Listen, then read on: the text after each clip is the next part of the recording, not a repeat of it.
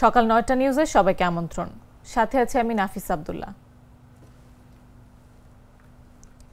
ঢাকা বিশ্ববিদ্যালয়ের কেন্দ্রীয় ছাত্র সংসদ নির্বাচনে ভিপি পদে জয়ী হলেন ছাত্র শিবির সমর্থিত ঐক্যবদ্ধ শিক্ষার্থী জোট প্যানেলের প্রার্থী সাদিক কায়েম। বুধবার ঢাকা বিশ্ববিদ্যালয়ের সিনেট ভবন থেকে চূড়ান্ত ফলাফল ঘোষণা করছেন চিফ রিটার্নিং কর্মকর্তা অধ্যাপক মোহাম্মদ জসিমউদ্দিন। ডাকসু নির্বাচনে ছাত্র শিবিরের সাদিক কায়েম ১৪,০৪২ ভোট পেয়ে ভিপি পদে নির্বাচিত হয়েছেন। তার নিকটতম প্রতিদ্বন্দ্বী ছাত্রদলের আবিদুল ইসলাম খান পেয়েছেন ৫,৭০৮ ভোট। স্বতন্ত্র প্রার্থী উমামা ফাতেমা পেয়েছেন ৩,৩৮৯ ভোট। আরেক স্বতন্ত্র প্রার্থী শামীম হোসেন পেয়েছেন ৩,৮৮৪ ভোট।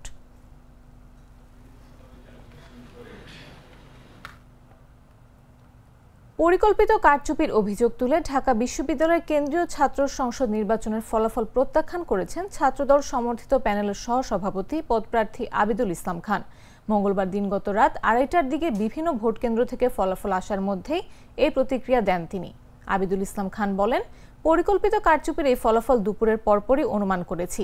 নিজেদের মতো করে সংখ্যা বসিয়ে নেওয়া হয়েছে। এই পরিকল্পিত প্রহসন আমি প্রত্যাখ্যান করছি।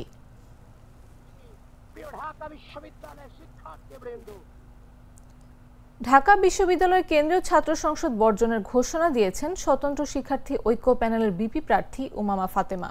এই নির্বাচনের ফলাফল ঘোষণা চলার মধ্যেই মঙ্গলবার দিনগত রাত ৩:১৫টার পর ফেসবুকে দেয়া এক পোস্টে তিনি কথা জানিয়েছেন। ফেসবুক পোস্টে উমামা ফাতেমা লিখেছেন, বয়কট ডাকসু বর্জন করলাম। ডাকসু নির্বাচনকে সম্পূর্ণ নির্লজ্জ কারচুপির নির্বাচন আখ্যায়িত করে উমামা ফাতেমা লিখেছেন, ৫ আগস্টের পরে জাতিকে লজ্জা উপহার দিল ঢাবি প্রশাসন, শিবির পালিত প্রশাসন। যে কোনো কিছু হোক না কেন, দিন শেষে যাতে আমার মনে হয় যে দেশি পাকা টমেটো আর সিক্রেট রেসিপির কম্বিনেশনে তৈরি ব্রাউন সসের বস। ঢাকা ও পার্শ্ববর্তী এলাকায় দিনের তাপমাত্রা অপরিবর্তিত থাকতে পারে বলে আভাস দিয়েছে আবহাওয়া অধিদপ্তর। বুধবার সকাল ৭টা থেকে পরবর্তী ৬ ঘন্টার জন্য দেয়া পূর্বাভাসে এই তথ্য জানানো হয়েছে। পূর্বাভাসে আরও বলা হয়েছে, আকাশ আংশিক মেঘলা থেকে অস্থায়ীভাবে মেঘলা থাকতে পারে। বাতাস দক্ষিণ পূর্ব দিক থেকে ঘন্টায় ১০ থেকে ১৫ কিলোমিটার বেগে প্রবাহিত হতে পারে। ঢাকায় আজ হালকা বৃষ্টি হতে পারে। সকাল ৬টায় তাপমাত্রা ২৮.৪ ডিগ্রি সেলসিয়াস এবং বাতাসে আর্দ্রতার পরিমাণ ৮৯% ছিল। গতকাল মঙ্গলবার সর্বোচ্চ তাপমাত্রা ছিল ৩৩.৫ ডিগ্রি সেলসিয়াস এবং আজ বুধবার সর্বনিম্ন তাপমাত্রা পাওয়া গেছে ২৮.২ ডিগ্রি সেলসিয়াস।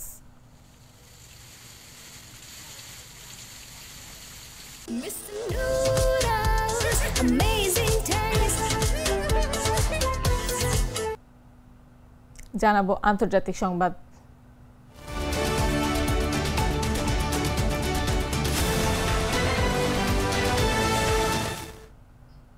কাতারের রাজধানী দোহায় মঙ্গলবার বিকেলে একাধিক বিস্ফোরণের খবর পাওয়া গেছে। ইসরায়েলি সেনাবাহিনী এক বিবৃতিতে নিশ্চিত করেছে তারা হামাসকে লক্ষ্য করে এই হামলা চালিয়েছে।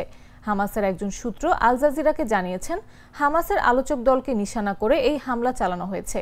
হামলা এমন সময় ঘটেছে যখন হামাসের প্রতিনিধিরা যুক্তরাষ্ট্রের সর্বশেষ যুদ্ধবিরতি প্রস্তাবের বিষয়ে আলোচনা করতে বৈঠক করছিলেন।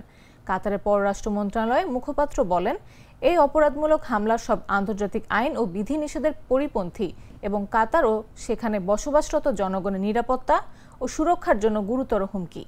মধ্যপ্রাচ্যে ইসরায়েলের সামরিক অভিযানের পরিধি ক্রমেই বিস্তৃত হচ্ছে। কাতারের রাজধানী দোহায় সাম্প্রতিক হামলার ঘটনাটি তারই সর্বশেষ উদাহরণ। বছর দুয়েক ধরে ফিলিস্তিনের গাজায় প্রতিদিনই বোমাবর্ষণ চালিয়ে যাচ্ছে ইসরায়েল। নিয়মিত হামলা করেছে লেবানন, সিরিয়া, ইয়েমেনেও। এদিকে কাতারের রাজধানী দোহায় ইসরায়েলি হামলার ঘটনায় তীব্র নিন্দা জানিয়েছে সৌদি আরব এবং সংযুক্ত আরব আমিরাত। সৌদি আরব একে নিষ্ঠুর ইসরায়েলি আগ্রাসন এবং ভ্রাতৃপ্রতিম কাতারের সার্বভৌমত্বের স্পষ্ট লঙ্ঘন বলে আখ্যা দিয়েছে। দেশটি সতর্ক করে বলেছে, ইসরায়েল আন্তর্জাতিক আইন ও সব ধরনের বৈশ্বিক নীতিমালা অমান্য করছে। তারা যদি এমন অপরাধমূলক আগ্রাসন অব্যাহত রাখে তবে ভয়াবহ পরিণতি বয়ে আনবে।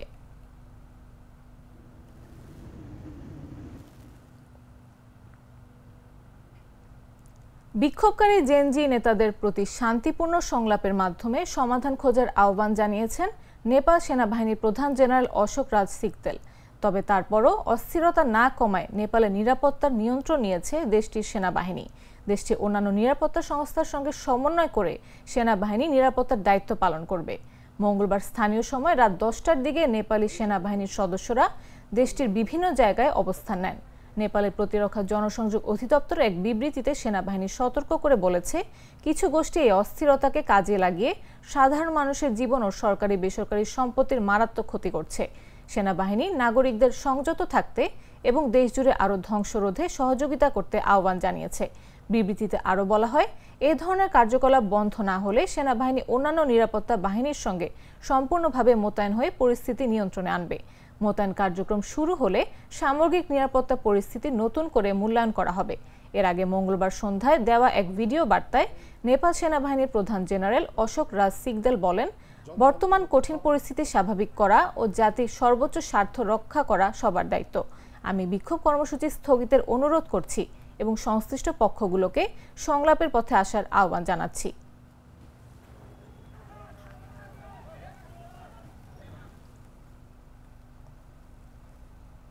এবারে খেলার খবর।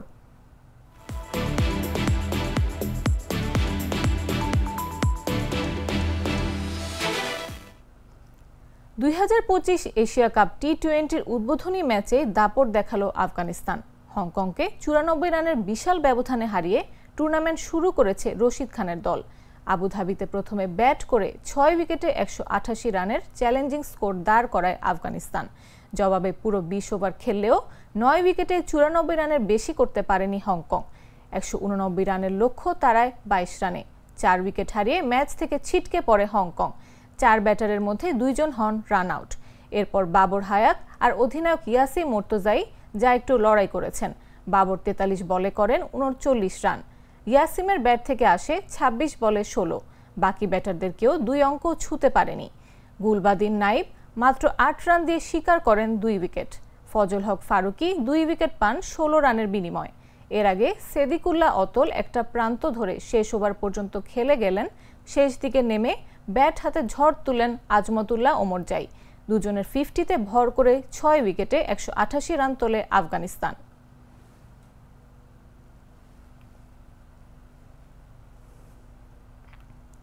নেপালে আটকে পড়া বাংলাদেশ জাতীয় ফুটবল দলের খোঁজখবর নিয়েছেন যুব ও ক্রীড়া উপদেষ্টা আসিফ মাহমুদ সজীব ভুইয়া। মন্ত্রণালয়ের জনসংযোগ কর্মকর্তা মোহাম্মদ নূর আলম জানিয়েছেন, ফুটবল দলের নিরাপত্তা ও নির্বিঘ্নে প্রত্যাবর্তন নিশ্চিত করতে ক্রীড়া উপদেষ্টা সার্বক্ষণিক পরিস্থিতি পর্যবেক্ষণ করছেন। বর্তমানে প্রধান উপদেষ্টার দপ্তর এবং যুব ও ক্রীড়া মন্ত্রণালয়ের ঊর্ধ্বতন কর্মকর্তারা দলের দ্রুত নিরাপদ প্রত্যাবর্তনের লক্ষ্যে প্রয়োজনীয় পদক্ষেপ গ্রহণে সক্রিয়ভাবে কাজ করছেন। এ বিষয়ে নেপালের বাংলাদেশ দূতাবাসের সঙ্গে যোগাযোগ রাখা হচ্ছে। নেপালে চলমান বিক্ষোভ পরিস্থিতির কারণে বাংলাদেশ জাতীয় ফুটবল দলের দেশে প্রত্যাবর্তন সাময়িক বিলম্বিত হয়েছে। মঙ্গলবার স্থানীয় সময় দুপুর 3টায় ত্রিভুবন আন্তর্জাতিক বিমানবন্দর থেকে ফুটবল দলের দেশে ফেরার কথা থাকলেও পরিস্থিতির অবনতির কারণে বিমানবন্দর কর্তৃপক্ষ সব ফ্লাইট বাতিল করে। ফলে দলের খেলোয়াড় ও কর্মকর্তারা বর্তমানে টিম হোটেলে অবস্থান করছেন।